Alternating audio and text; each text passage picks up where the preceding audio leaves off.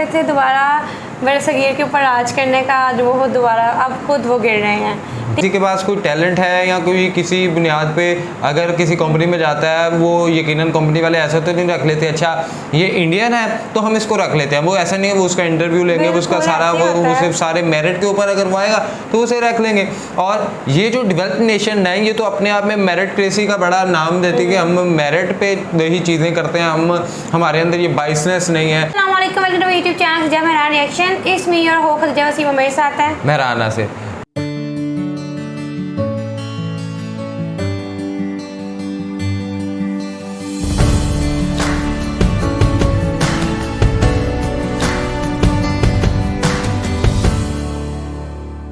नाज़रीन, एक बहुत ही अहम ख़बर है इंडियंस के लिए कि इंडियन मार्केट जो है यूके चाहता है कि हाँ भाई इंडिया की जो मार्केट है वो तो ओपन रहे यूके के लिए, और जो हैं वो बड़ी चीज़ें हैं। और यूके भी चाहता है कि हाँ भाई इंडियंस की जो हैं खिदमात वो हम ले सकें, जितनी ज़्यादा ले सकते हैं। बट अब हम अपने मुल्क में ज़्यादा इंडियंस को नहीं चाहते हैं, चूँकि यूके यूनाइटेड किंगडम वगैरह में बहुत ज़्यादा लोग थे जो इंडियन हैं। और दूसरा पीएम मोदी की अब जो फॉरेन पॉलिसी है उसमें भी बड़ी अग्रेशन नज़र आ रहा है, और वो कहते हैं जी कि हम अब स्लेवरी किसी किस्म की नहीं छोड़ेंगे। और ऊपर से जिस तरह पोलैंड ने दावा कर दिया था यूके के ऊपर, ब्रिटिश एम्पायर के ऊपर पैसे का, तो इसी तरह इंडिया के भी $45 ट्रिलियन, और ये कंटेंट क्रिएटर बार बार कहते हैं। तो अब यूके ने जो है वो, और ऊपर से यूके ये भी कह रहा है कि हम अब ब्रिटिश एम्पायर दोबारा बना सकते हैं, नहीं बना सकते हैं। सो इन सब चीज़ों में अब यूके नहीं चाहता कि ज़्यादा इंडियन हमारी तरफ, मतलब वो इंडियंस को एक्सेप्ट नहीं करना चाहता अपने कंट्री के अंदर। क्या वजह है, क्यों है, कैसे ये चीज़ें इतनी ज़्यादा ख़राब हो गई हैं? एक वीडियो के लिंक आपको डिस्क्रिप्शन में मिल जाएगा। लेकिन साथ साथ अगर आपने हमारा चैनल सब्सक्राइब नहीं किया, सब्सक्राइब हमारे चैनल और बेल आइकन प्रेस वहीं चलते हैं, देखते हैं। भारत और यूके के रिलेशन हो सकता है कि बहुत ही ज़्यादा ख़राब हो जाए इन द नियर फ्यूचर, क्योंकि जो फ्री ट्रेड एग्रीमेंट इंडिया और यूके साइन करना चाहते थे, दिवाली तक पॉसिबिलिटी लग रही है कि अब ये साइन नहीं हो पाएगा। रीज़न यहाँ पर क्या है? यूनाइटेड किंगडम की तरफ से जो इनकी होम सेक्रेटरी है, जो by the way Indian origin की है, इन्होंने आपत्ति खड़ी कर दी है इस बात को लेकर कि भारत के साथ अगर यूके साइन करता है एक फ्री ट्रेड एग्रीमेंट, तो उससे क्या होगा कि बहुत सारे इंडियन इमिग्रेंट्स आ जाएंगे यूके में। यहाँ पर आप देख पाओगे UK has concerns over trade deal with India, wary of increase immigration. इनका कहना यह है कि बहुत सारे इंडियंस यूके में आ जाते हैं वीज़ा पर, और उसके बाद अगर मान लो कि वीज़ा पे लिखा है कि आप रह सकते हो यूके में 10 दिन के लिए, 50 दिन के लिए, या फिर एक सर्टन लिमिट है, तो ये लिमिट पार करके कई महीनों तक यूके में ये ठहरे रहते हैं। और इन्होंने फिर ये भी ऐड कर दिया कि रिसेंटली यूके में जो लेस्टर शहर में दंगे हुए थे, आपको पता होगा इंडियन और पाकिस्तानी जो ओरिजिन के लोग हैं आपस में लड़ पड़े थे एक क्रिकेट मैच के बाद। तो इनका कहना ये है कि वो दंगे भी हुए थे बिकॉज ऑफ अनकंट्रोल्ड इमिग्रेशन। लगातार इंडिया से इमिग्रेशन बढ़ती जा रही है, उसकी वजह से दंगे भी हो गए हैं। तो अब ये चाहती है कि FTA के अंदर, फ्री ट्रेड एग्रीमेंट के अंदर कोई ऐसा प्रावधान ना आ जाए जिससे इंडियंस की पॉपुलेशन बढ़ सकती है फ्यूचर में इन यूके। अब यहाँ पर आप कहोगे वेट इनका नाम क्या है? देखिए इनका नाम है सुहेला ब्रेवमैन।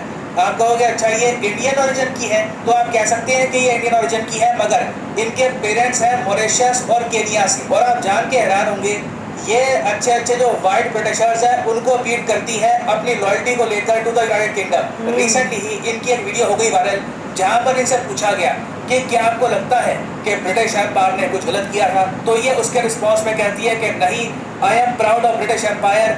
ब्रिटिश एम्पायर ने बहुत कुछ दिया इंडिया को, और इन्होंने खुद को कहा कि she is the child of the British Empire. मैं चाहता हूँ जो एक छोटी सी क्लिप है ये आप देखिए।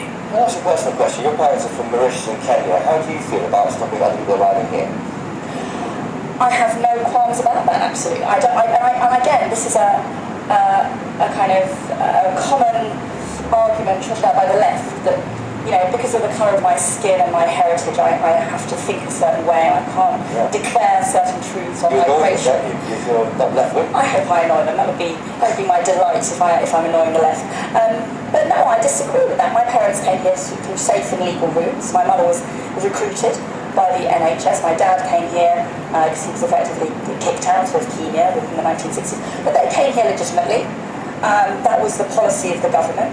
They came here, they integrated, they loved this country from afar as children of Empire. They don't, by the way, have any qualms about extolling the virtues of the British Empire. It was the British Empire that brought infrastructure, the legal system, the civil service, the military to countries like Mauritius and Kenya. And my parents are so proud. On my mum's side there, I think it's her great uncle and auntie fought with the Allies in World War II, and they're so proud of that. So I think, children of empire, there are different, there's obviously a mixed picture, and obviously there are bad things about empire, but History is complex. history is complex and nuanced, and I'm not going to apologise for empire, I'm not going to apologise for our past. History Should is be there. proud of that empire. Don't be proud of it. I am proud of the British Empire. Yes. तो ये इनकी विचारधारा है और बिल्कुल ये नहीं चाहती कि इंडियन ओरिजिन के और ज़्यादा लोग यूके में आ जाए फ्री ट्रेड एग्रीमेंट के अंडर। अब यहाँ पर आप कहोगे मगर यूके अचानक से ये कर क्यों रहा है? बिल्कुल इंडिया के साथ इनका फ्री ट्रेड एग्रीमेंट होने ही वाला है, दिवाली तक सब कुछ डन हो जाएगा। अचानक से ये प्रॉब्लम रेस क्यों कर रहे हैं? देखिए, इसका रीज़न हम लोग नहीं है, इसका रीज़न यूके की इकोनॉमी खुद है। मैंने आपको कुछ दिन पहले एक वीडियो में समझाया था, बाय द वे करीब 10 लाख लोगों ने वीडियो देखी थी, British currency crashes, Rishi Sunak want this would happen. मैंने आपको बताया था इस वीडियो में कि यूके की जो करंट प्राइम मिनिस्टर है लिज ट्रस और इनके कैबिनेट ने एक मैसिव ब्लंडर किया है।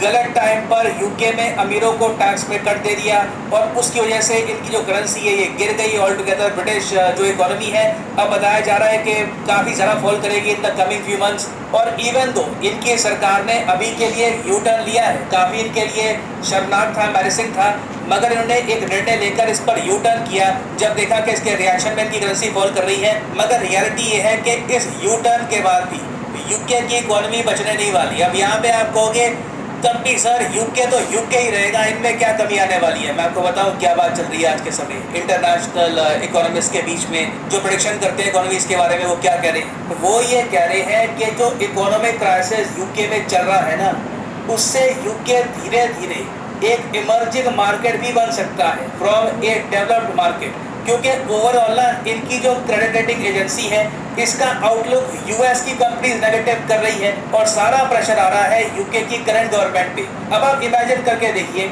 ऑलरेडी ये लोग इतना बड़ा ब्लंडर कर चुके हैं कुछ ही महीनों में, तो यूके की जो जनरल पॉपुलेशन है वो काफ़ी ज़्यादा गुस्सा है और यूके जैसी कंट्री में आबादी का गुस्सा और कैसे बढ़ेगा जब आप इमिग्रेशन को भी ज़रा अलाउ कर दो, बाहर के लोग हैं वो आराम से यूके में आना स्टार्ट कर दे। क्योंकि मैं आपको ऐसे बता दूँ, यूके एक ऐसा देश है जहाँ पर ज़्यादातर जो लोग हैं ये वाइट पॉपुलेशन वाले आपको मिलेंगे, मगर तब भी यूके में इन लोगों को एक कांस्टेंट डर रहता है कि बाहर के लोग हमारे यहाँ ना आबादी में ज़्यादा ना हो जाए, वाइट पॉपुलेशन कम ना हो जाए। आप अगर यूके की पॉपुलेशन देखोगे तो 6 करोड़ 70 लाख के आसपास आपको मिलेगी। इसमें से वाइट ब्रिटिशर्स पता है कितने सारे हैं? 87%। एशियन ब्रिटिश जिसमें चाइनीज़ इंडियन दोनों आ जाते हैं, ये जी 6% के आसपास हो गए।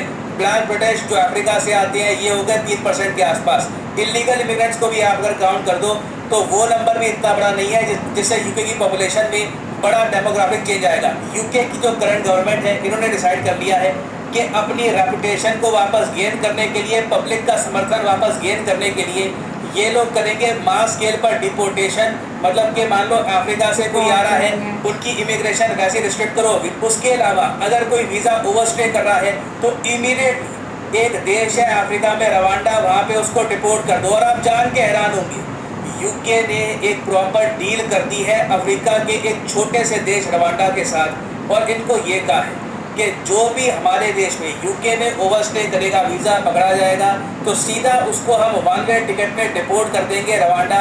वो यूके में 1 सेकंड के लिए भी नहीं रहेगा, क्योंकि जिस कंट्री का वो है वो लोग उसको एक्सेप्ट करें ना करें, कोर्ट में केस चलेंगे, वो अलग बात है। इन्होंने रवांडा को $multi-billion दिए हैं सिर्फ अपने इलीगल इमिग्रेंट्स यहाँ पर रखने के लिए, और ये सब सिर्फ इसलिए किया जा रहा है ताकि यूके की जो नेटिव पॉपुलेशन है उनको ये सराहता हो कि ऐसा नहीं है कि बाहर के लोग आकर जो थोड़ी बहुत यहाँ पे जॉब्स आएंगी इन द फ्यूचर उसके लिए उनको कंपटीशन देंगे। क्योंकि जो एक नेटिव पॉपुलेशन है उनको डर ये बहुत रहता है कि बाहर के लोग आकर इनके जो हिस्से की वेल्थ है, इनके हिस्से की जो जॉब्स हैं उसमें अपना शेयर ले लेंगे। तो इसलिए अचानक से यूके की सेक्रेटरी ये कह रही है कि इंडिया यूके का जो फ्री ट्रेड एग्रीमेंट है जिसके अंडर जो सर्विस सेक्टर है वो भी इन्वॉल्व है, बहुत सारे इंडिया के जो प्रोफेशनल्स हैं, चाहे नर्सेज हो गई, डॉक्टर्स हो गए, ये कल को यूके में जा सकते हैं काम करने के लिए। इस बात को लेकर ये कह रही है कि हम अनईजी हैं और हम ये ट्रेड डील तब तक साइन नहीं करेंगे जब तक ये ट्रेड डील कंप्लीटली हमारे इंटरेस्ट में हुई। अब इंटरेस्ट का मतलब आप समझ लो यही है कि ये इंडिया की मार्केट का एक्सेस तो चाहते हैं, ये लोग चाहते हैं कि हमारी जो ह्यूमंगस मार्केट है जिसके पीछे पूरी दुनिया ही पड़ी है, चाइना से लेकर जापान, सब लोग चाहते हैं कि इंडिया की जो बहुत बड़ी मैसिव मार्केट है उसका एक्सेस मिल जाए। वहाँ पर तो ये लोग चाहते हैं कि अपना सामान बेचें, मगर ये लोग ये नहीं चाहते कि इंडियंस यूके में आकर काम करें, क्योंकि उससे होगा क्या कि इंडियन कमाएंगे यूके में और उसके बाद अपनी कमाई का बड़ा हिस्सा वापस इंडिया में भेजेंगे। और अगर यहाँ पे आपका क्वेश्चन ये है कि नहीं, इसमें एक एस्पेक्ट ये भी तो हो सकता है कि रिसेंटली इंडिया ने 50% ड्यूटी लगा दी थी 22 आइटम्स पर यूके की, तो वहाँ पे कुछ हुआ होगा। देखो, इस टॉपिक पर कई लोगों ने वीडियो बनाई है, जबकि अभी टॉपिक नहीं है, मतलब कुछ हुआ नहीं है। ऐसा नहीं है कि 15% की ड्यूटीज अभी लगा दी गई है इंडिया द्वारा यूके की आइटम्स पर। इंडिया ने बस इसका प्रपोजल WTO पर भेजा है, वहाँ से अप्रूवल आती है तो हम कुछ कर पाएंगे। यूजुअली ऐसे प्रपोजल्स बहुत बार भेजे जाते हैं यूके द्वारा, इंडिया द्वारा, तो इसको रिलेट मत करो FTA से। ये अलग चीज़ है। जो फ्री ट्रेड एग्रीमेंट में बातचीत चल रही है वो कम्प्लीटली डिफरेंट है, क्योंकि फ्री ट्रेड एग्रीमेंट अगर हो जाता है इंडिया और यूके का, तो उसके अंदर क्या होगा कि इंडिया यूके का जो करंट ट्रेड है $31 बिलियन का, ये डबल होकर $62 बिलियन हो जाएगा 2030 के आसपास। मगर अब पॉसिबिलिटी लग रही है कि यूके का जो इंटरनल आर्थिक संकट है उसकी वजह से या तो ये ट्रेड डील को इंडिया के साथ जो फ्री ट्रेड एग्रीमेंट है या तो इसको बहुत कमज़ोर कर देंगे या तो ऑल टुगेदर दिवाली तक इसको साइन ही नहीं करेंगे। अब देखना होगा कि इवेंचुअली यूके यहाँ पर करता क्या है। इंडिया तो रेडी है, इंडिया एक बार को मैं कहूँगा कंप्लीटली तैयार है यूके के साथ ओपन ट्रेड करने के लिए। यूके की कंपनीज इंडिया में आएंगी, हमारी कंपनीज यूके में एक्सपोर्ट करेगी। We are ready for this. मगर पॉसिबिलिटी अब लग रही है कि यूके इतना कमज़ोर हो चुका है कि they are not ready for this. और फाइनली यहाँ पर मैं ये क्या कहती हैं दीजा आप? मैं तो ये कहती हूँ, जो ख्वाब देख रहे थे दोबारा मेरे सगीर के ऊपर राज करने का, आज वो दोबारा अब खुद वो गिर रहे हैं। ठीक है। और जहाँ तक बात की जाए इनकी, ना देखो, अगर कोई भी इंसान दूसरे मुल्क से अपने इंटेलिजेंस और अपने इंटेलिजेंट चीज़ उसके अंदर होती है, जब वो इतना हार्ड वर्किंग होता है, उसके अंदर कुछ ना कुछ कैपेबिलिटी होती है, तो वो बाहर जाता है। और ठीक है, बाहरी कंपनी उसको इसलिए रखती है। ये तो कोई बहाना नहीं है कि जी हम इंडियंस को एक्सेप्ट नहीं करेंगे, हमारे यहाँ के लोगों का कंपटीशन रहेगा। ठीक है, तो फिर तो आप यही बात है ना, फिर आप अपने मुल्क तक रखो ना, आप किसी से ट्रेड करो ना कुछ और ये जो आप डिपोर्ट करने वाले रूल्स, इतने स्ट्रिक्ट रूल्स लेके आ रहे हैं, मुझे भी समझ नहीं आ रही चाह क्या रहे हैं ये लोग। नहीं, डिपोर्ट करने वाले के हद तक तो ठीक है कि अगर उनका वीज़ा ख़त्म हो गई, ओवरस्टे हो गया, तो फिर तो एक कानूनी तौर पे भी ये इलीगली बन जाता है कि जब आपको एक टाइम पीरियड है, आप यहाँ अपना वीज़ा रिन्यू करवाओ या आप अगर इलीगल हो तो फिर आपके लिए वही चीज़ है। हाँ, ये बात अगर लाजमी है कि अगर किसी के पास कोई टैलेंट है या कोई किसी बुनियाद पे अगर किसी कंपनी में जाता है, वो यकीनन कंपनी वाले ऐसा तो नहीं रख लेते अच्छा ये इंडियन है तो हम इसको रख लेते हैं। वो ऐसा नहीं है, वो उसका इंटरव्यू लेंगे, उसका सारा वो सिर्फ सारे मेरिट के ऊपर अगर वो आएगा तो उसे रख लेंगे। और ये जो डेवलप्ड नेशन है ये तो अपने आप में मेरिटक्रेसी का बड़ा नाम देती है कि हम मेरिट पे ही चीज़ें करते हैं, हमारे अंदर ये बाइसनेस नहीं है, ये तो ये इस चीज़ का बड़ा ना वो ढंढोरा पीटते हैं। तो फिर अब आगे इन्हें क्या मसला हो गया कि अगर इंडियंस को, इन्हें इंडियन से ख़तरा किस चीज़ का है? क्या वो ज़्यादा कैपेबल है, क्या वो ज़्यादा इनसे इंटेलिजेंट है, या फिर यही लग रहा है ना, डर लग रहा है ना कि अगर वो इंडियंस आगे हमारे यहाँ ब्रिटिश तो यूके तो भाई वो सारा पैसा ले जाएंगे, तो फिर आपके यहाँ लोग क्यों नहीं हैं इतने इस तरह के? आपके यहाँ फिर वो जो है ना, ये बात यह है कि इनके यहाँ वो डेवलप नेशन है ना, तो ये अपने आप को ज़्यादा सोफिस्टिकेटेड समझते हैं, बच्चों को जो करने देना चाहिए, बच्चे चाहे फुटबॉल खेलते रहें, चाहे बच्चे कुछ करते रहें, और फिर बाद में वो बच्चे ही सड़कों के ऊपर कभी स्टैचू बन के खड़े होते हैं, कभी वो वॉलन में जाके वहाँ पे पैसे इकट्ठे कर रहे हैं, कभी कुछ कर रहे हैं। सो इनके यहाँ तो ये चीज़ है। और दूसरा, लेबर वहाँ पे बड़ी जो है वो, उनको लेबर भी बहुत मतलब ना इतनी को महंगी नहीं है। तो ये है कि अगर इंडियंस के पास टेक्नोलॉजी है, वो इस हवाले से उनके पास थोड़ी सी इंफॉर्मेशन है, वो समझते बूझते हैं, तो फिर ऑब्वियसली बात है कि कंपटीशन तो हर जगह पे होता है। हाँ भाई, अगर आपको लगता है कि आपके पास इस तरह के लोग हैं तो फिर ठीक है, आप मेरिट पे करो चीज़ें। जब आपको पता लगे कि अच्छा आप ना किसी का इंटरव्यू लो, आप ना जॉब अपॉर्चुनिटी दूसरे मुल्क को दो, बड़ा फजूल था इसका कोई स्टेप ये ले रही है, अजीब सी। सो एनीहो, आप इस हवाले से क्या राय रखते हैं कमेंट बॉक्स के अंदर लाजमी है। वीडियो को लाइक करें, शेयर करें, चैनल को सब्सक्राइब करें, बेल आइकन को प्रेस करें, इंस्टाग्राम ID मेंशन है, फॉलो कर, सजेशन दें। तब तक मेरे मेहमानों को देना तो दुआ में याद रखें। अल्लाह ने के